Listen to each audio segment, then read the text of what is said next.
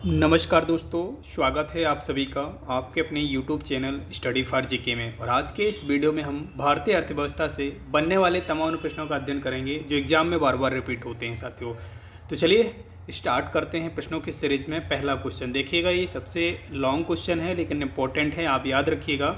योजना आयोग द्वारा भारत को 2020 तक विकसित राष्ट्र बनाने के उद्देश्य से तैयार किया गया और दृष्टिपत्र क्या था? तो दृष्टिपत्र का नाम क्या था साथियों? याद रखिएगा, दृष्टिपत्र का नाम था इंडिया विजन 2020। ये कई बार आपने एग्जाम में देखा होगा, ये इंडिया विजन 2020 के नाम से जाना जाता है इसे। क्लियर है? वहीं देखिएगा नेक्स्ट क्वेश्चन है साथियों। नेक्स्ट क्वेश्चन देखिएगा, भारतीय रिजर्व बैंक की स्थापना कब की गई?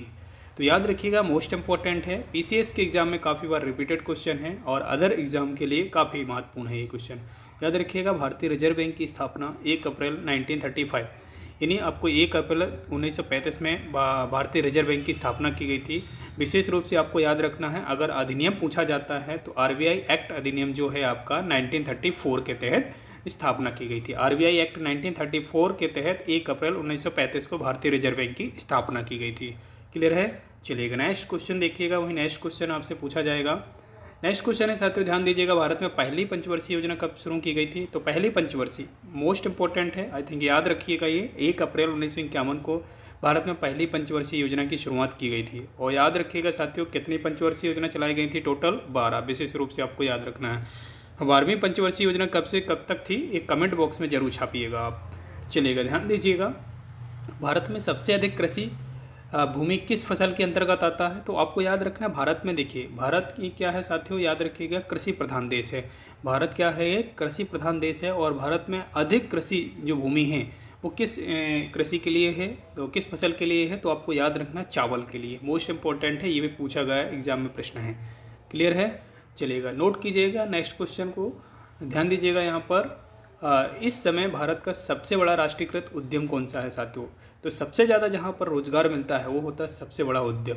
तो आपको याद रखना, राष्ट्रीयकृत की बात कर रहे हैं, गवर्नमेंट सेक्टर की बात कर रहे हैं, तो भारतीय रेलवे जो है साथियों सबसे ज़्यादा उद्यम देने वाला क्षेत्र है। आपको याद रखना है भारतीय रेलवे साथियों। क्लियर है? चलिएगा नेक्स्ट देखिएगा, नेक्स्ट क्वेश्चन है आपका, राष्ट्रीय विकास परिषद का पदेन अध्यक्ष कौन होता है साथियों?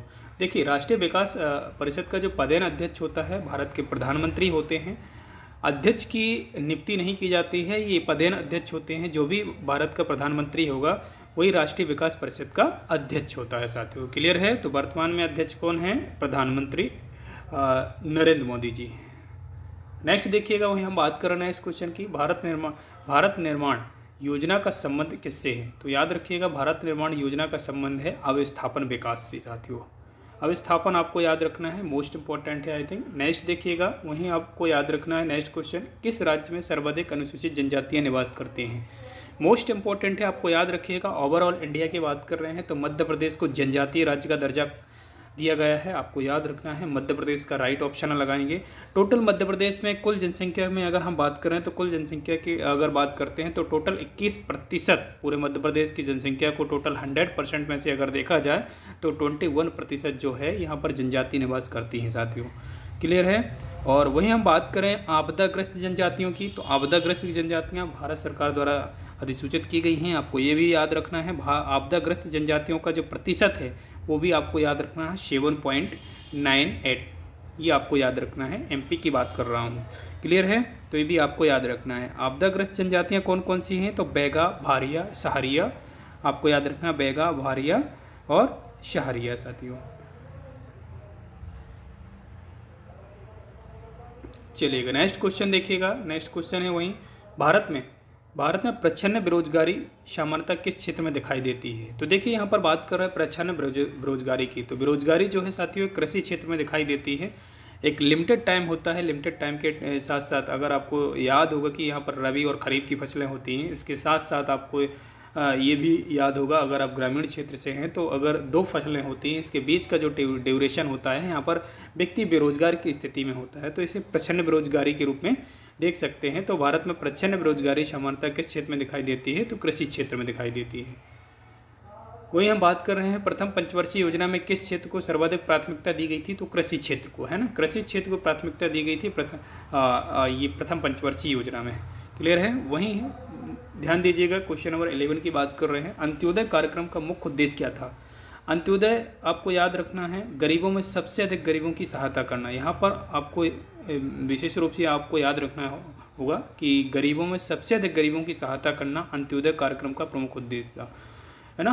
राम मनोहर लोहिया का आपने नाम सुना होगा। विशेष रूप से आपको ध्यान देना रहेगा कि पंक्ति में खड़े अंतिम व्यक्ति तक विशेष रूप से आर्थिक मदद की बात कही थी उन्होंने साथियों।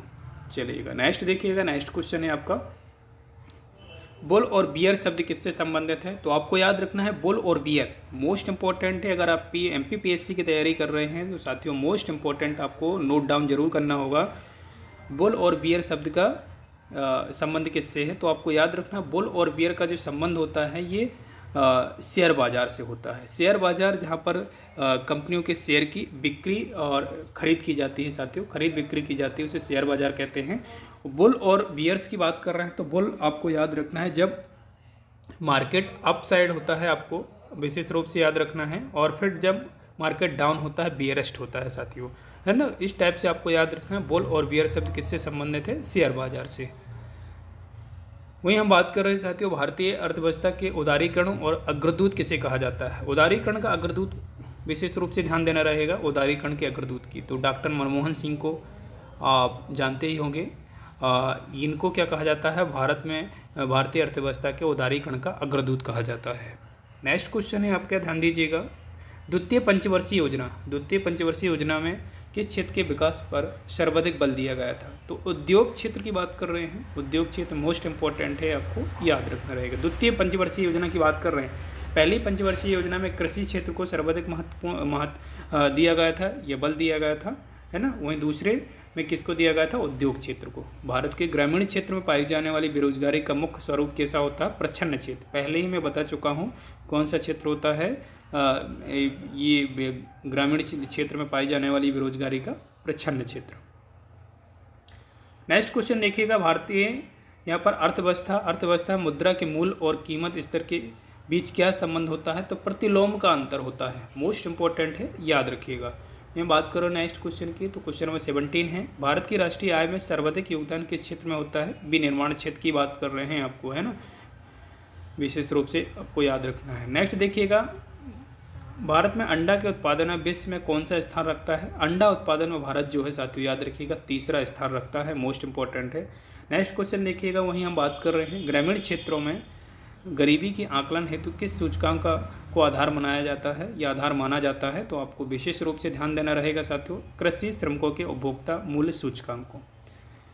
नेक्स्ट क्वेश्चन देखिएगा साथियों, भारत में कर्मचारियों के महंगाई भत्ते निर्धारित करने का आधार क्या है? भारत में कर्मचारियों का जो महंगाई भत्ता है साथियों, उसको बढ़ाने का जो निर्धारित करने का जो आधार है वो क्या है, ये पूछा जाता है एग्जाम में बार बार। तो याद रखिएगा उपभोक्ता मूल्य सूचकांक, है ना। इसके माध्यम से क्या किया जाता है? भारत में कर्मचारियों की महंगाई दर या महंगाई जो भत्ता है वो निर्धारित किया जाता है साथियों। नेक्स्ट क्वेश्चन देखिएगा, वहीं हम बात कर रहे हैं यहाँ पर बजट घाटा का अर्थ क्या होता है? तो याद रखिएगा बजट घाटा से तात्पर्य है यहाँ पर कुल प्राप्तियों एवं कुल खर्च में अंतर से है। यानी जो कुल प्राप्तियां हैं और कुल खर्च है, इन दोनों के बीच के अंतर को क्या बोलते हैं आप? बजट घाटा बोलते हैं साथियों। वहीं ध्यान दीजिएगा, क्वेश्चन नंबर 22 की बात कर रहे हैं, भुगतान संतुलन के विपरीत होने की दशा में कौन सा कदम स्थिति सुधारने में सहायक होता है? तो याद रखेंगे मोस्ट इंपॉर्टेंट है यहाँ पर अवमूलन की बात कर रहे हैं। अवमूलन मोस्ट इंपॉर्टेंट है। चलिएगा नेक्स्ट क्वेश्चन देखिएगा साथियों, यहाँ पर बात कर रहे हैं पंचवर्षीय योजना के इतिहास में भारत की सर्वाधिक असफल योजना किस योजना को माना जाता है? तो तृतीय योजना आपको विशेष रूप से आपको याद रखना है। तृतीय पंचवर्षीय योजना की बात कर रहे हैं साथियों। 10वीं पंचवर्षीय योजना के अंतर्गत कितने प्रतिशत वार्षिक विकास दर का लक्ष्य निर्धारित किया गया था? तो वार्षिक विकास दर के लक्ष्य की बात कर रहे हैं तो 8% था साथियों, विशेष रूप से याद रखेंगे। आरबीआई का मुख्यालय कहाँ पर है? तो पहले ही मैं क्लियर कर चुका हूँ कि आरबीआई का मुख्यालय कहाँ पर है? मुंबई। विशेष रूप से आपको याद रखना आरबीआई के मुख्यालय कहाँ पर है? मुंबई महाराष्ट्र में है। और आरबीआई एक्ट कौन सा साथियों? 1934 विशेष रूप से आपको याद रखना है। 1 अप्रैल 1935 को इसकी स्थापना की गई थी साथियों। तो आज के इस वीडियो में बस इतना ही साथियों, और चैनल में पहली बार हैं तो सब्सक्राइब जरूर कीजिएगा और जी हाँ बेल आइकन जरूर ऑन कीजिएगा। मिलते हैं नेक्स्ट वीडियो में, तब तक के लिए जय हिंद।